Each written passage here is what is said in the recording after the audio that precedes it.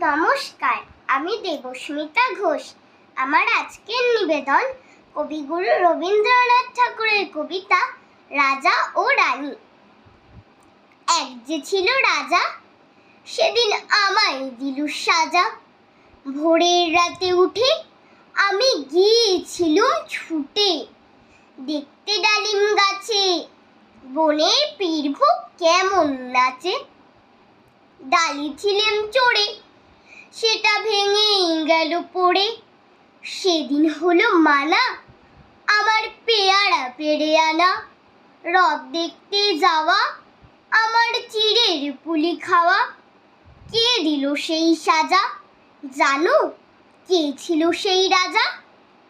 এক যে ছিল রানী, আমি তার কথা সব মানি। সাজার খবর পেয়ে আমায় দেখলো কে বলছে, বললে না তো কিছু, কেবল মুখটি করে নিচু।